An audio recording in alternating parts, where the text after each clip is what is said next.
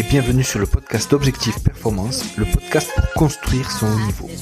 Sur ce podcast, je vais interviewer des kinés du sport, prépa physique, coachs, médecins du sport ou autres qui amènent et accompagnent leurs athlètes au plus haut.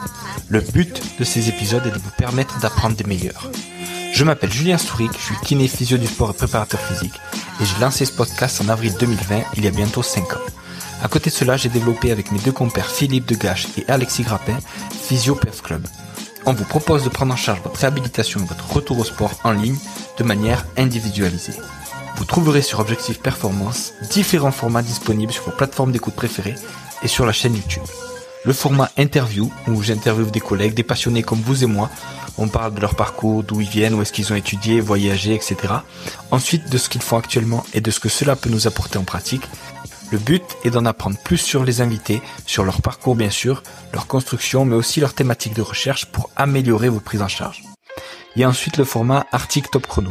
C'est des experts qui vont vous résumer des articles qu'ils ont marqués, qui ont fait évoluer leur pratique en moins de 10 minutes. Le but est vraiment que vous repartiez avec de nouvelles connaissances. Je ne vous en dis pas plus pour l'instant sur les autres formats, mais restez connectés sur ma chaîne YouTube pour 2025.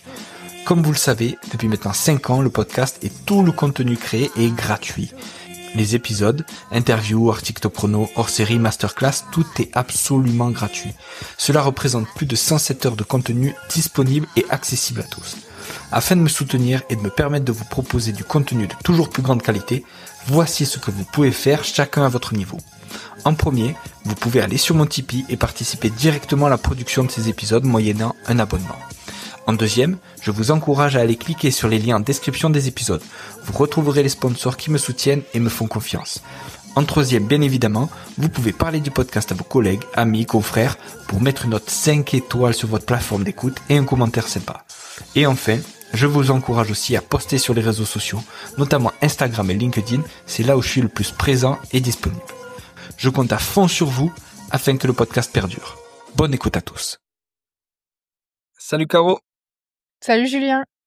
Merci à toi d'avoir accepté ma demande. Ça fait vraiment longtemps. Alors souvent je dis ça, mais là, ça fait vraiment longtemps qu'on essaye de le faire. On a repoussé, à chaque fois on avait des galères. Mais cette fois on y arrive. Je suis content voilà, que tu sois sur le podcast, ça me fait très plaisir. Merci pour ton invitation. Ouais, ça fait longtemps, ouais. Mais ça y est, c'est bon, on y est. On y arrive. Bon, tu connais la question initiale. Est-ce que tu peux nous donner, s'il te plaît, ta définition de la performance?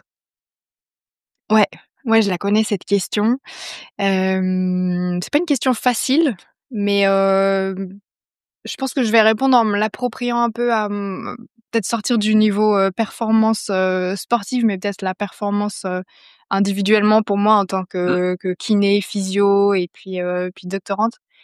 Je dirais que c'est peut-être, réussir à coordonner en fait toutes mes compétences, mes connaissances au service de, que ce soit un patient, soit un athlète, soit, je sais pas, une conférence ou quelque chose dans lequel où je vais réussir à optimiser un peu toutes ces facettes de moi mmh. ou, mais même que ce soit dans la collaboration avec les gens, en tout cas de réussir à faire, sortir ce qu'il y a de mieux, au service de l'objectif que j'ai à ce moment-là. Mmh. Je me l'approprierai comme ça, en tout cas. Ouais, ouais, impeccable. Est-ce que tu peux revenir un peu sur ton parcours, où tu as fait les études, qu'est-ce que tu as fait comme études et qu'est-ce que tu fais maintenant? Alors comment j'ai commencé? J'ai commencé par, j'ai passé le bac, en France et puis je suis partie, à l'étranger, je suis partie en Belgique. Ça faisait un moment que je me disais que je voulais être kiné. Mmh, Mais le parcours en France pour faire kiné, j'étais pas tout à fait adaptée pour ce genre de parcours-là. Par contre médecine et autres, je m'étais dit que c'était pas pour moi, donc je suis partie en Belgique. Je suis partie à l'université libre de Bruxelles et puis j'ai pas été prise, en kiné. OK. Donc il y avait un parcours un peu parallèle à ce moment-là, que je sais pas s'il existe encore tout à fait, maintenant, mais c'était un parcours, motricité, santé, c'est un truc commun et tu pouvais finir par, en fait, tu débouchais sur soit une orientation kiné, ostéo ou, préparation physique. Donc j'ai fait ça et puis arrivée à la fin de ce premier bloc de cursus, je me suis dit: «Mais en fait, je vais faire ostéo, pas Mmh, mal». Et puis, je termine ostéo, donc là, c'est un parcours, c'est un peu particulier, hein, l'université libre de Bruxelles. Je sais pas si tu connais? Non, du C'était déjà, je crois, à l'époque, la seule université en Europe à proposer un diplôme d'ostéopathie. Donc mmh, avec une approche très, hem, evidence-based, même si à l'époque on l'appelait pas mmh, tout à fait comme ça, mais c'était très esprit critique. On mmh, était en formation universitaire, on était un peu mélangés avec, les médecins, donc c'était une approche qui moi me plaisait beaucoup. ouais, Sauf que je termine, ostéo et je me dis: «Mais en fait, c'est pas du tout ça que je veux faire». Moi, je fais quand même, 6 ans d'études, ouais, heu, mais voilà, tu sais, les premiers stages en ostéo et je me dis: «Mais bon, ça va pas trop, quoi». Puis, ouais, je me rappelle d'un prof, un de mes derniers examens, d'ostéo, c'était un médecin en cardiovascu, truc, pas ce qui m'intéressait le plus, mais qui me ouais, dit: «Mais, vous allez faire quoi, après?» Je dis: «Bah, enfin, je vais faire ostéo, quoi». ouais. «Ouais, non, mais vous allez faire quoi après?» Et en fait, c'était un peu la goutte d'eau qui a fait des il y avait eu plein d'épisodes, plein de choses où je commençais à me poser des questions, puis lui, il a Mmh, fait exploser le truc, je crois. ouais. Je me rappelle plus son prénom, mais et Un grand bref, merci. je crois que je sors de son examen, que je réussis Ouais, et j'appelle mes parents en leur disant: «Écoutez, là, ah, je crois que faudrait que je fasse kiné». Donc parce que ça répond un peu plus à ce que je crois que je veux faire. ouais, OK, pas de souci, écoute, tu as fait 6 ans d'études, mais on enchaîne et puis du coup, tu avais une passerelle à l'époque. C'était assez facile. Il y avait ça aussi, c'est-à-dire que je repartais pas sur 4 ans d'études. mmh, Je repartais sur +2 avec une année théorique un peu transition qui me permettait quand même de faire un peu d'ostéo. Puis après une année de stage complet à temps plein, où là, c'était un peu plus compliqué de travailler en parallèle, mais du coup, c'était un peu sympa, donc je fais mmh, kiné. mmh, Et puis, pareil, Université libre de Bruxelles. mmh, Moi, j'ai vraiment apprécié, la formation que j'ai eue là-bas. Ça mmh. m ça a vraiment répondu à mes attentes, et puis, je pense que ça a été très, très formateur, sur, les aspects scientifiques qui suivront, même si à l'époque, c'était pas du tout mon orientation. Donc je fais kiné, je termine en fait, je fais, ma dernière année de stage, je la passe quasiment en Australie. C'était une Mmh, époque où on était, beaucoup en stage et on était beaucoup en kiné, pardon, et on nous propose de faire des stages à l'étranger parce qu'il y a pas assez de lieux de stage. Donc mmh, moi, je saisis un peu l'opportunité en me disant: «Bye». mmh, Mon conjoint à l'époque, il fait un doctorat, puis il est en co-tutelle avec une université à Melbourne. Donc je me dis: «Bah écoute, feu». Je trouve des stages en Australie et je me retrouve à finir, ma dernière année là-bas, à Melbourne mmh, et là, moi je me prends un truc en pleine face, du du haut niveau, je me retrouve en stage avec un mec à l'époque qui s'appelle, Sam Rosengarten, qui est, mmh, l'équivalent de peut-être pas exactement maître de conférence à la fac, mais quelque chose d'assez similaire. Donc lui, il est kiné en chef à l'époque, c'est du footy, donc kiné en mmh, chef de l'équipe de Carlton et puis il doit être, référent sur d'autres équipes, il est peut-être pas en rugby, enfin je me rappelle plus bien exactement, ouais, mais ouais, bref, le mec, c'est une tronche et ce gars me prend en stage pendant, je sais pas 2-3 mois et là, je découvre un monde que je connaissais pas du tout, qui est le sport de haut niveau et moi, j'ai jamais fait de compétition ou autre et là, j'ai dit: «OK, bah, c'est ça que je veux faire». ouais, Donc à partir de là, ouais, enfin si, c'est ça, ouais, je découvre le monde du haut niveau, mais sous un aspect où, c'est pas tellement être sur le terrain qui me branche le plus, mais ce que je découvre avec lui, c'est, toutes les, comment on dit? Les batteries de tests qu'on fait mmh, là-bas. Chez mmh, eux, c'est hyper systématisé. C'est en quelle année ça? C'est en 2015. ouais, Ouais, peut-être avant 2013. Bon, je sais ouais, plus exactement, mais bref, c'est des trucs que moi je connais pas du tout. Alors je sais mmh, peut-être que ça se faisait déjà en France ou en Belgique, mais les mecs ils sont blindés. Toutes les semaines, il y a tous les joueurs qui viennent, se faire tester, mais ils se font pas tester, juste, je sais pas, prise de masse grasse ou choses comme Ouais, ça. C'est des ouais, tests, ils passent les tendons d'Achille à l'ultrason, enfin ouais, c'est malade. Et puis du coup, je découvre ça, donc je fais partie de cette équipe-là qui va tester ces joueurs-là, régulièrement. Alors, ouais. ils ont C'est plus énorme. besoin de petites mains derrière, donc bah, tu rentres les données, machin. Et puis ce truc de, donc c'est Sam, Rosengarten qui fait les UTC scans, sur les tendons et Mmh, puis on commence à discuter de ça et puis je m'aperçois qu'en fait, moi, ce qui m'intéresse, c'est la donnée qui va sortir. Qu'est-ce mmh, qu'on en fait? Qu'est-ce que un seuil, à risque, pas à risque? Et finalement, il me dit: «Mais ça, c'est des questions, moi, je sais pas, ça, c'est la fac, en fait, qui mmh. travaille là-dessus». Je dis: «Bon, bah, OK». Je me retrouve avec lui à aller à la fac, à poser des questions quand il veut, machin et puis du coup, mon expérience d'Australie, elle se clôturera un peu là-dessus sur Mmh, finalement, ce que je voudrais en fait, c'est être côté haut niveau, mais mmh, répondre à ce niveau-là, répondre à ces questions de terrain via, ce versant, recherche. mmh, Chose que j'avais été hyper exposée à ça avec, l'ULB, mmh, l'Université libre de Bruxelles, où ils sont très, très portés, versant recherche.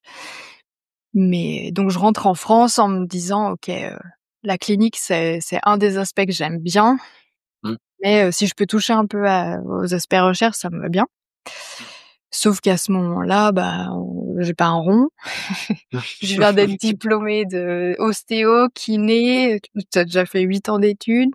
Tu te dis: «Bon, bah, là, va peut-être falloir que, je sais pas, mmh, il y a l'URSSAF, ces trucs-là, mmh. Carco, va falloir que je m'y mette un peu». Ouais. Donc je me dis: «Bon, travaille un peu, fais un peu de Mmh, terrain et puis après on verra». Donc là, je rentre en France. En fait, tout ça en parallèle, c'est mon conjoint, il a fini son mmh, doctorat, il vient le défendre en France, en Belgique et du coup, j'en profite, bah, je travaille et là, je vais faire un remplacement, près de chez mes parents parce que, bah, mmh, j'ai pas de maison, j'ai pas de mmh mh. voiture, j'ai rien, quoi. Du coup, je me retrouve à faire un remplacement dans un village, en France. J'arrive de Melbourne quand même, hein. Ouais. J'ai fait 7 ans à Bruxelles, 2 ans à Melbourne et là je me retrouve, je vais pas donner le nom du village, mais remplacement, je fais une demi-heure, Mmh, 1er jour, une demi-heure, puis je sais pas pourquoi je dois appeler mon père pour quelque chose, il doit y avoir un truc et je lui dis: «Bon bah, ça me plaît pas trop, hein». Il me dit: «Bah, c'est un peu dur quand même Caro, tu fait une demi-heure, attends peut-être la fin de la journée». «Oui, tu raison». Je rentre le soir, je dis: «Ben non, ça va pas quoi, je peux ouais. pas faire ça». OK et puis je croise enfin pareil, dans ce même remplacement-là, un patient qui me dit: Mmh, «Mais enfin je lui raconte un peu mon parcours, mon ouais, histoire et puis tu vois, c'est toujours des personnes comme ça qui viennent me ouais, ouais. poser des questions qui ça te fait un peu vriller. Tu interroges, ouais, de ouf. Tu as déjà la petite graine, tu vois? Tu l'as déjà, mais le Hein, mec hein. il et le mec, c'est un Parisien qui est pareil, qui est de passage, dans ce village-là et puis qui me dit: «Mais qu'est-ce que vous faites là?» Et je me dis: «Mais il a raison, qu'est-ce que je fais là?» Et donc là, OK, allez bye. Ouais. Je postule, je je vais en Rhône-Alpes travailler avec, dans un cabinet à la Clusaz en me disant: «OK, Mmh, là-bas, il y a j'ai un peu prospecté, j'ai vu qu'il y avait des mecs qui faisaient de la recherche, feu».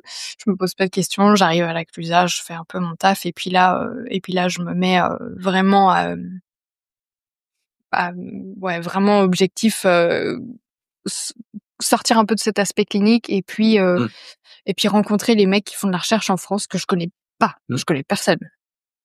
Les mecs que je connais, ils sont en Australie ou en mmh, Belgique et donc comment ça commence, cette histoire de recherche? J'avais bossé du coup sur des aspects prévention, blessures, footy, rugby, enfin j'avais bossé, j'avais touché un peu quoi mmh, mmh, et donc je tombe sur le nom de Pascal Édouard.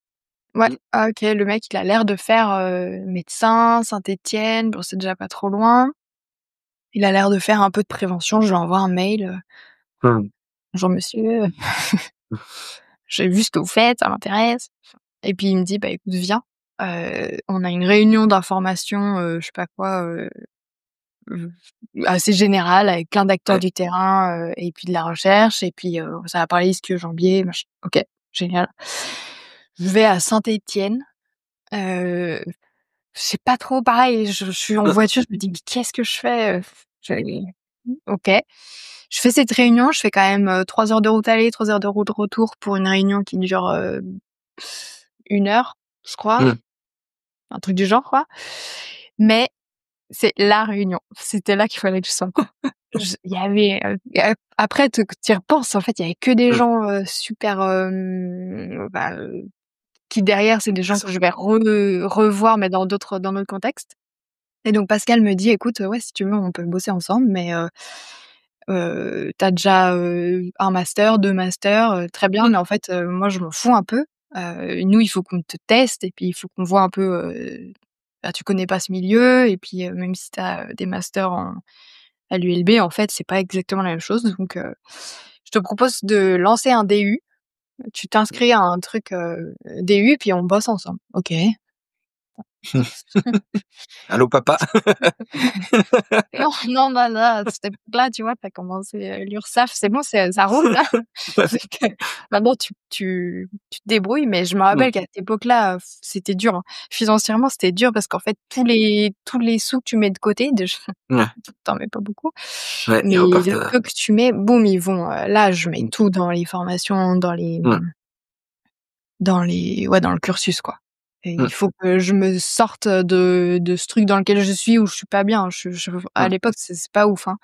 mmh, Donc du coup et vraiment les moments où je me sens bien, c'est ces moments où je lis des papiers de recherche, où je discute un peu, où tu mmh, sens que tu cognitivement, c'est un peu mmh, différent mmh, que de f que ouais, bref. Et du coup, je fais un DU, je choisis le DU sport motricité santé à, mmh, Chambéry, que tu connais bien, mmh, tu l'as fait. mmh, Et là, équipe d'encadrement, je rencontre, là, je rencontre plein de monde. Là, c'est ma mmh, première rencontre avec, Brice Picot. mmh. Imagine, hein? Folie. Là, déjà, ouais, le 1er jour, je me rappelle, j'arrive, dans le DU et je vois, on se fait accueillir par Nicolas Forestier, Ouais, Grégoire Mitonneau, Romain ouais, Perrier. Équipe de choc. Incroyable. Et là, je me dis: «OK, c'est bon, je suis au bon endroit. Trop bien».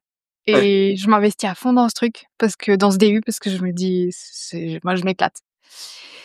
Je suis encadrée par Pierre Samodino, pareil. C'est, la première fois où on a des échanges, 1er encadrement.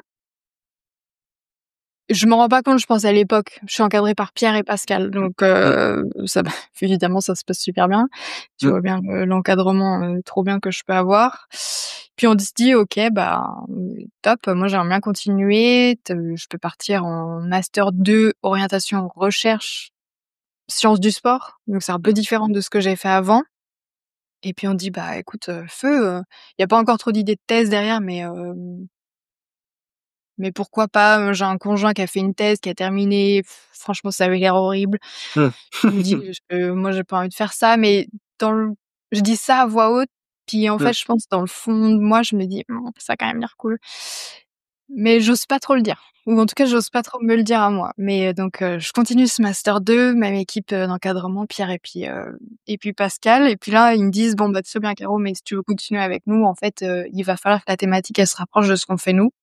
mmh, J'avais fait mon DU sur, prévention blessure, mais en ski alpin.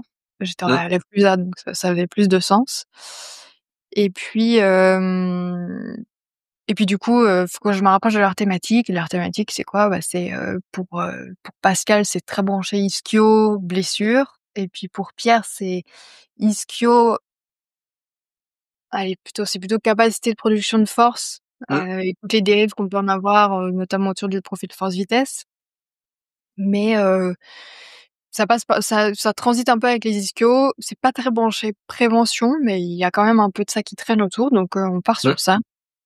Ischio, prévention blessure, et cetera. Et donc du coup, je fais mon master avec cette thématique, bioméca, perf, bioméca, blessure et puis sprint avec, tu sais, une triade un peu, mmh, médicale, préparation physique au sens mmh. entraînement Ouais, entraînement. Mmh. et puis rééducation. Donc ça, c'est assez chouette d'avoir des échanges, qui triangulent comme ça. Je termine ce master et puis je crois qu'il se passe 6 mois. Ouais, ou peut-être un peu plus, 1 an et puis, je m'inscris en thèse avec, cette même équipe encadrante qui m'a suivie depuis, plusieurs années maintenant, avec qui je suis habituée à travailler, avec qui on a déjà écrit un papier ou 2 ou pas forcément des trucs dans des revues, à haut impact, mais en tout cas, on est habitués à travailler ensemble et puis c'est parti pour l'aventure de thèse. Ça, c'est en 2020 Mmh. et puis là, on est en 2024 et du coup, c'est dur et là, et ben, je termine.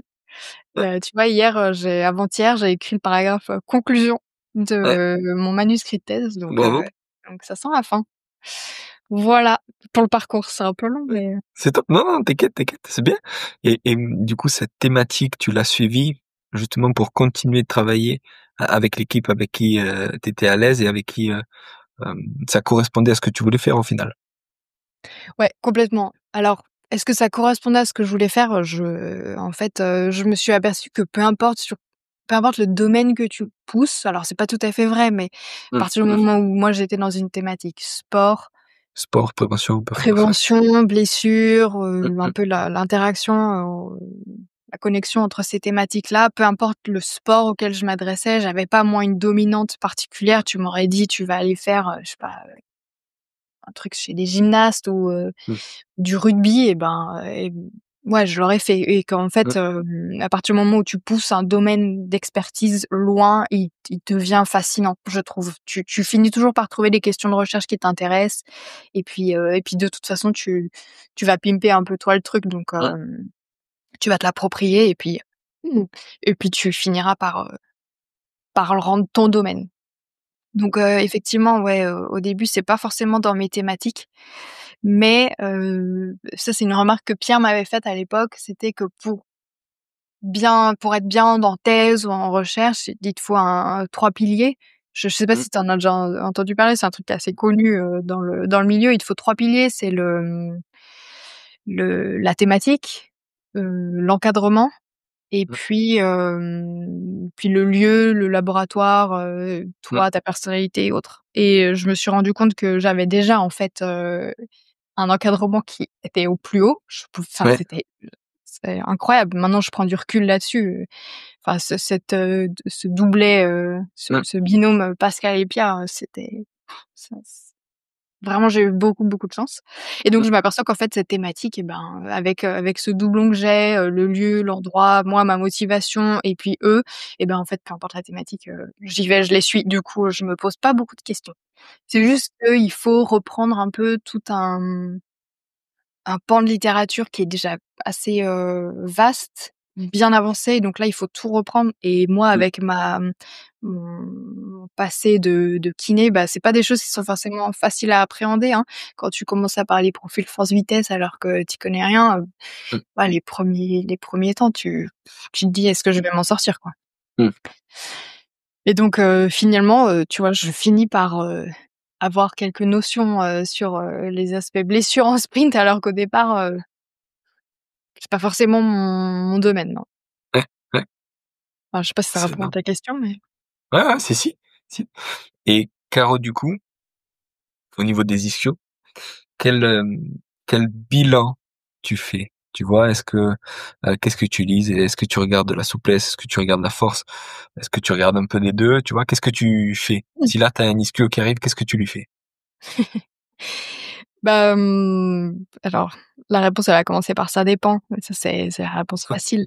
Non, mais évidemment, ça f contexte. Mon Mmh. bilan il va être complètement différent de, dans quelle situation moi je me trouve. Est-ce que je suis, alors, je l'ai pas dit, mais je travaille, à l'hôpital La Tour. Donc est-ce Mmh. que je suis en clinique? Est-ce que j'ai un Mmh. patient, sportif, non sportif? Mmh. Est-ce que j'ai une demi heure? Est-ce que j'ai 2 heures et Mmh. demie?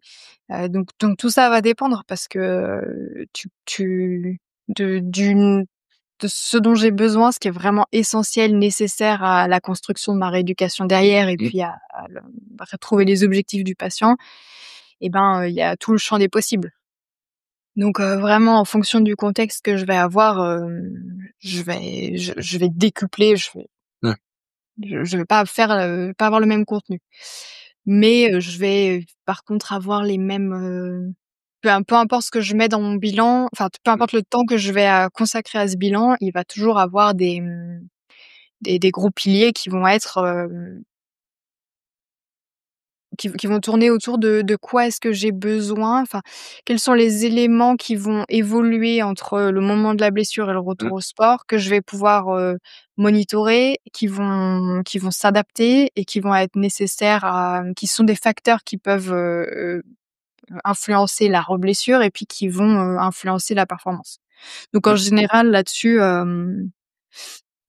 tu as, tous les aspects, alors je vais plutôt parler, quoi, analytique, macroscopique, hein. Je mmh, parle pas de mmh. tous les aspects qui entourent l'athlète, ou Ouais, c'est si bien je sûr. parle d'un athlète, hein, parce qu'après, Mmh mh. là je te parle d'un patient un peu lambda, je vais avoir tous ces aspects, comme tu as dit, flexibilité, la capacité du tissu, musculaire et puis tendineux et puis, aponeurotique à venir, tolérer un allongement. Donc ça, c'est quelque chose qui est quand même assez important. Post-lésionnel immédiat et puis après de suivre un peu l'évolution de ce paramètre-là. Mmh, Même chose que tout ce qui concerne les capacités de production de force, alors ça, c'est mmh, super large, encore une fois, parce mmh. que qu'est-ce que tu en fais de ça? Est-ce que tu fais une évaluation isométrique, une évaluation enfin voilà, donc tout ça, ça fait partie de mon bilan Mmh. initial. Puis après, tu as des bilans intermédiaires de suivi, puis après tu as ton bilan de pas de fin de traitement, Mmh. mais Mmh. Mmh. aller à l'interface entre la fin de la physiothérapie et puis le Voilà. re retour à l'entraînement, retour à la perf, retour, Perf, mmh, juste retour au terrain parfois, ça dépend mmh, où se trouve un peu la limite de ta rééducation et puis la prise en charge qui suivra derrière. Mais donc ces 2 gros piliers, ouais, capacité d'allongement, capacité de production de force, c'est des choses qui, d'un point de vue tissu musculaire, font, prennent pas mal de place dans mes bilans. sur la capacité de production de force, c'est quoi pour toi par rapport aux ischios? C'est quoi le gold standard?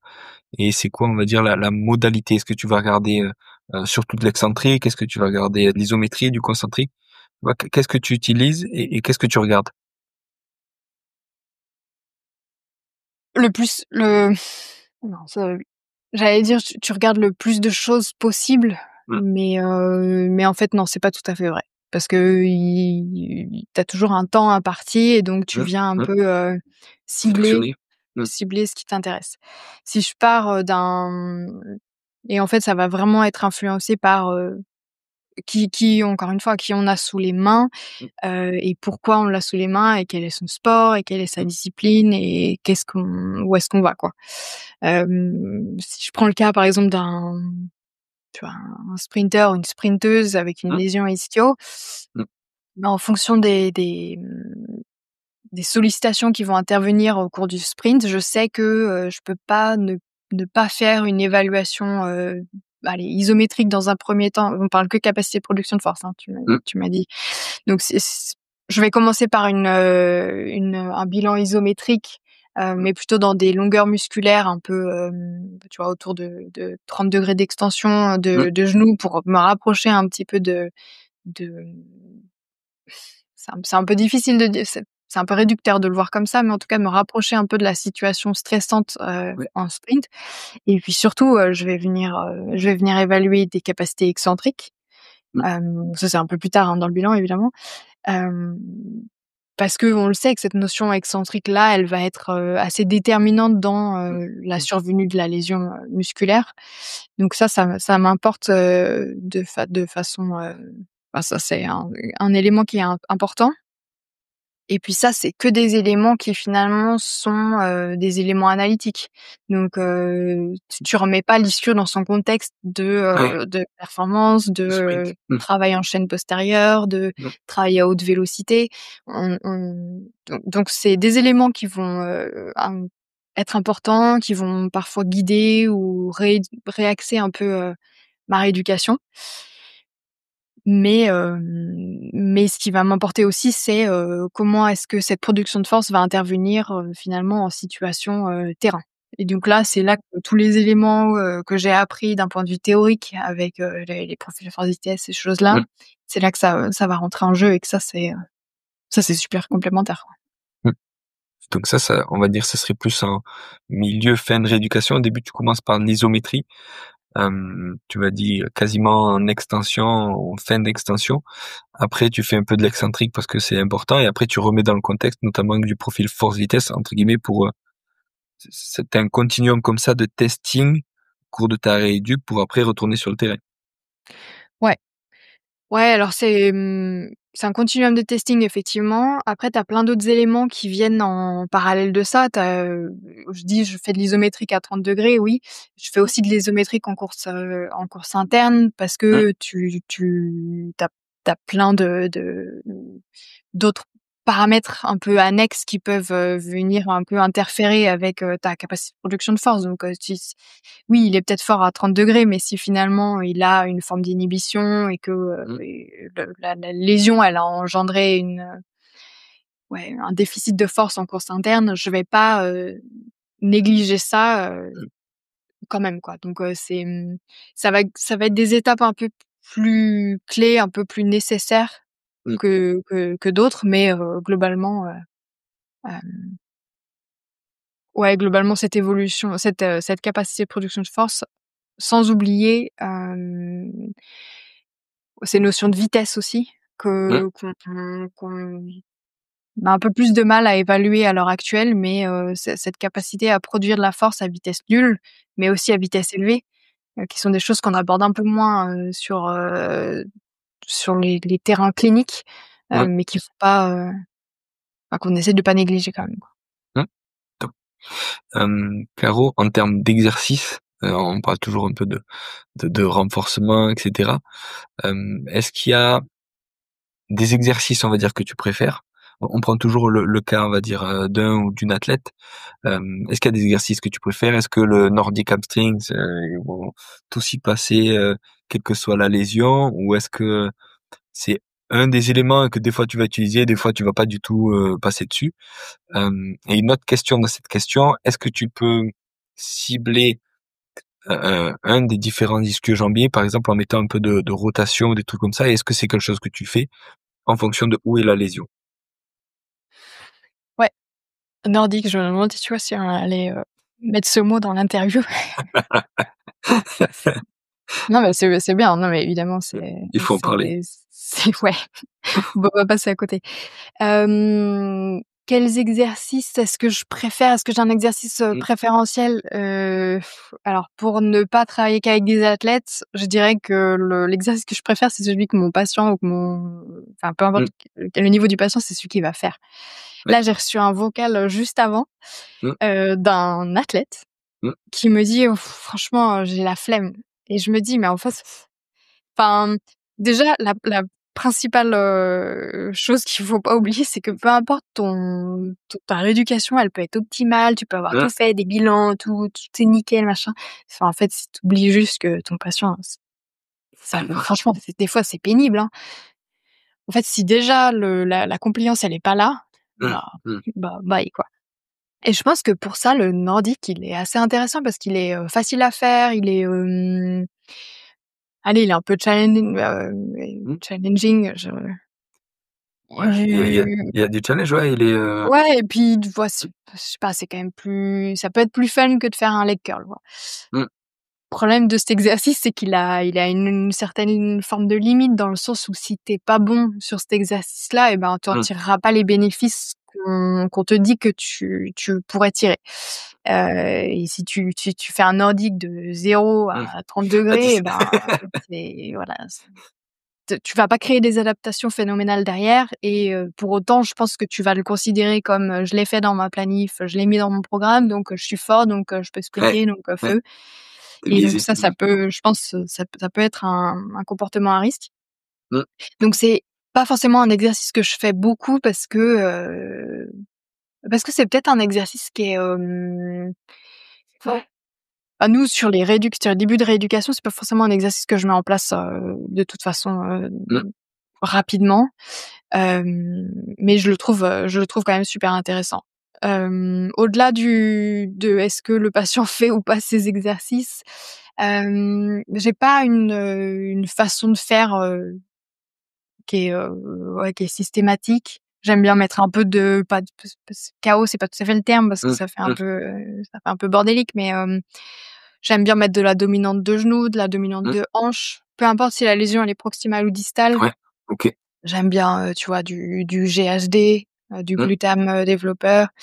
Hem, ouais, que ce soit ça, que ce soit de la leg curl très, très analytique, hem, un peu de tu vois, un peu d'isocinétique, ça c'est quand mmh, même, ça te permet quand même de monter dans les intensités de façon assez phénoménale. Ce qui est parfois c'est difficile, hein, les ischios, c'est pas c'est un peu différent du quadriceps. Tu as du mal à mmh, venir, chercher. Des fois, les patients ils ont du mal à ressentir. Donc, mmh, c'est des choses qu'on a du mal peut-être à faire monter en intensité.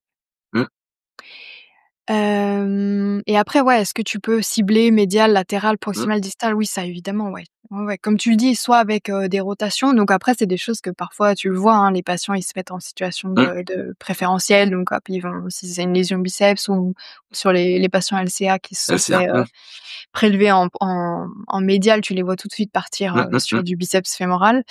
Donc ça, c'est des choses qu'on essaye de mmh. contrôler. Bah, Corriger. c'est Mmh, exactement pareil dans la lésion muscu, hein. mmh, Ils vont aller avoir un schéma préférentiel et puis, bah, toi, tu essayes de venir corriger ça. Hem, tu pas mal de travaux là-dessus, sur est-ce que tel exercice va, c'est des travaux qui sont faits avec, tu as plusieurs, systèmes d'évaluation. Tu as soit de l'EMG, donc de mmh, l'électromyographie de surface où tu viens, faire des exercices et puis tu leur poses les électrodes et puis tu vois quel chef musculaire en proximal, en distal est le plus activé et cetera. Donc là, on s'aperçoit que, bah, en fait, tu as autant de schémas moteurs que d'exercices. Donc et OK. puis tu as une énorme variabilité entre les individus. Ouais. C'est-à-dire qu'un mec qui fait un nordique, il va surrecruter son biceps fémoral et puis le le le joueur numéro 2, lui, il va venir, Mmh, finalement être, à l'équilibre entre les médiaux et les latéraux. Donc tu sais pas toi, ton patient dans quel ouais. schéma est-ce qu'il est et puis tu vas pas lancer une Mmh, investigation à chaque fois que mmh, tu as un patient. Donc en fait, et ben, au plus tu mets de variabilité dans tes mmh. exercices, alors sans faire non plus l'erreur de proposer, 35 trucs et Ouais, ouais. puis de, finalement avoir rien de cohérent et puis 0 adaptation derrière. Moi j'ai souvent, c'est une remarque que les patients ils trouvent bizarre, c'est je leur dis: «Est-ce que tu as un exercice préféré?» en Mmh, fait. Parce qu'à partir du moment où je vais dans ce sens-là, moi peu importe mmh, que tu me fasses, cet exercice ou cet exercice, voilà, si toi tu as une préférence et si toi tu vas faire mmh, plus avec cet exercice-là, ben, mmh, on prend celui-là. Puis après mmh. on ajoutera des choses et puis Ouais, après tu rajoutes. on Mmh. adaptera. Ouais. Hop. Caro, comment éviter une grosse problématique sur les ischios, mais les récidives?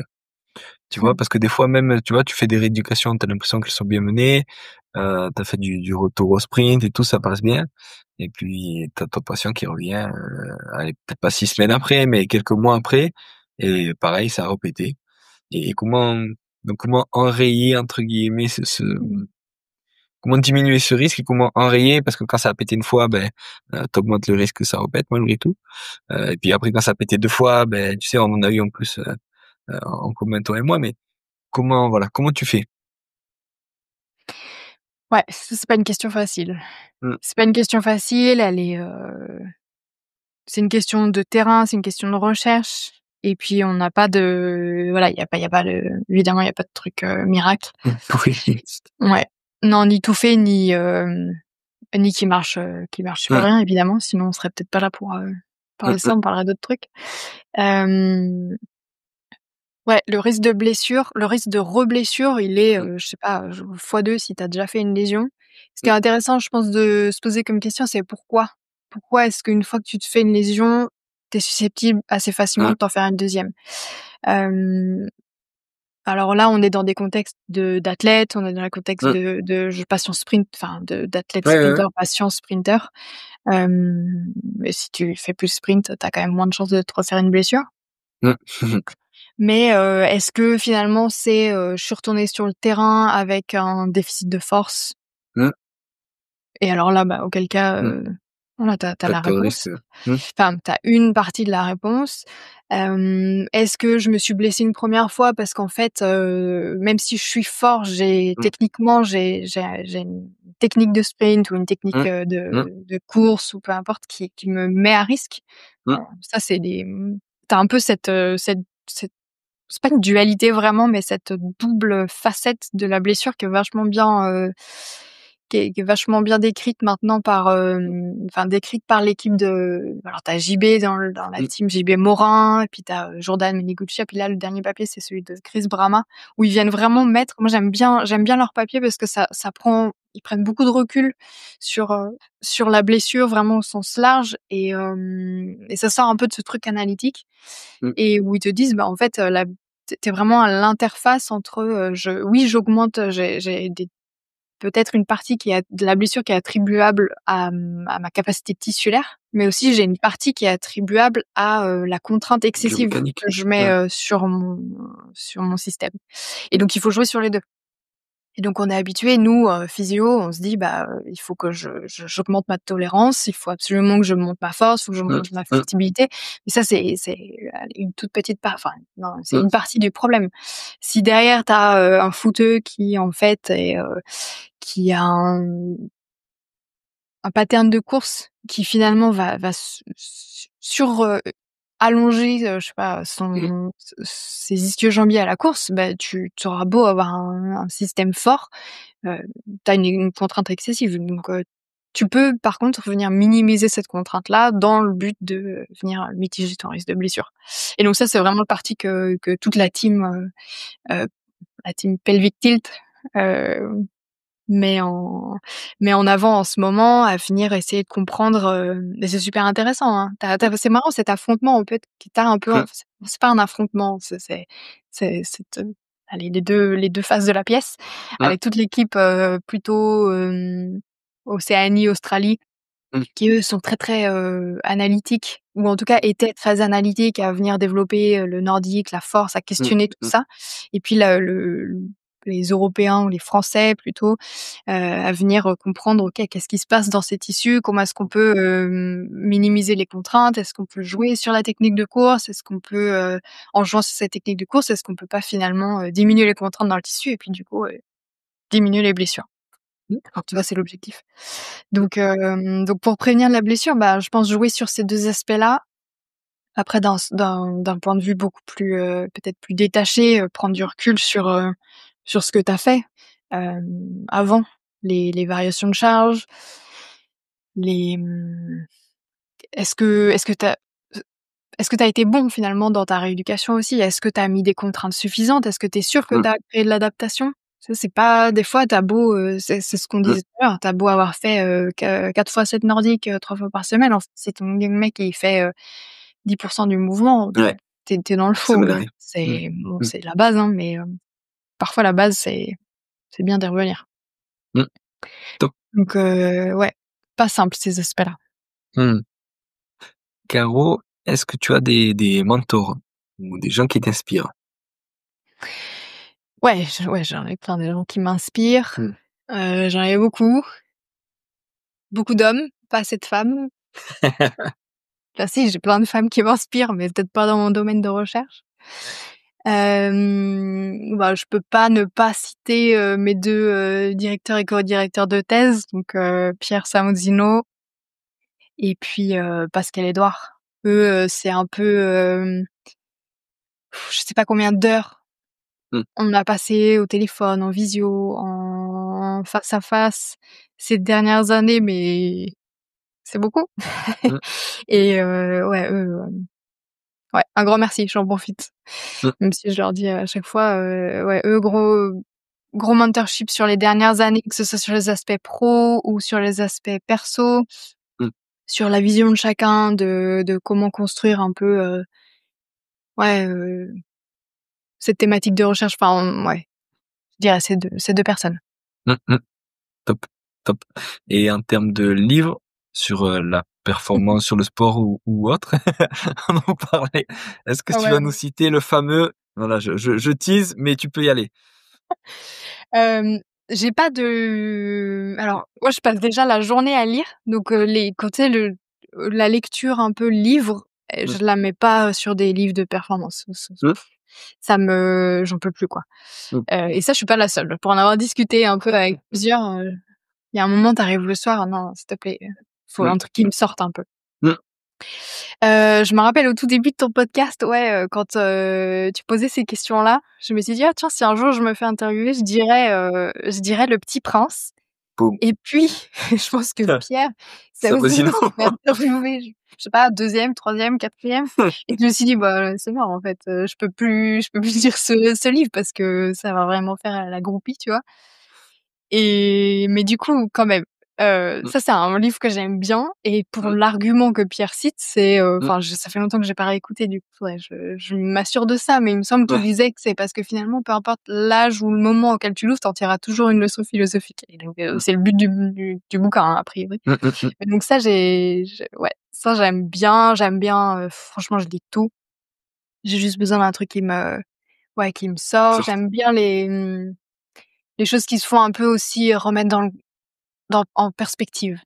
Le Que finalement les trucs qui te prennent la tête toute la journée, est-ce que je dois plutôt filtrer mon signal EMG, avec une fenêtre de tu vois? En fait, ces trucs-là, il y a un moment, tu es dans ton monde, hein, donc ça c'est des choses qui finissent par, prendre avoir une importance capitale et du coup, tu as du mal à remettre un peu dans le contexte et ouais, du coup, il y a parfois des ouais, c'est ça, des lectures ou même des je sais pas, n'importe quoi qui te fait un peu step back et puis OK, chill, on se calme. Le monde réel, en fait, il est là et puis toi, ce que tu fais, c'est ça et puis ta question, c'est ça et ça, c'est ouais, non, j'ai pas de tu peux me faire lire de tout et puis je m'en porte bien. Top, top. Caro, où c'est qu'on peut te joindre si on a des questions? Est-ce qu'il y a un réseau social que tu utilises plus que d'autres ou pas? Alors, le mail, c'est le mieux. Je suis pas trop, non, je suis pas trop réseaux sociaux. J'ai du mal, ça me fait perdre enfin ça me fait perdre. J'y passe trop de temps, quand j'y vais, donc j'essaye de je minimise, donc plutôt mail. Mail, c'est parfait, ouais. Top, parfait. Caro, merci beaucoup. Mais je t'en prie, merci à toi. Merci On beaucoup y est d'ailleurs, arrivé. attends, j'ai pas fini, merci pour tes podcasts.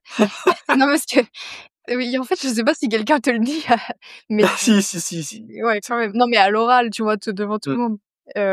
Merci parce que il y en a, enfin, vous êtes quand même pas nombreux à proposer ce genre de contenu Mmh. et c'est du boulot Mmh. et c'est bien fait, donc félicitations.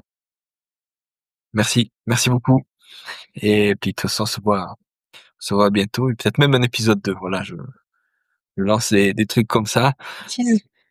Je tease pour, peut-être après la soutenance. Voilà. Ah ouais, Merci Caro. super. T'inquiète. Merci Jus. À très bientôt. Salut. Ciao.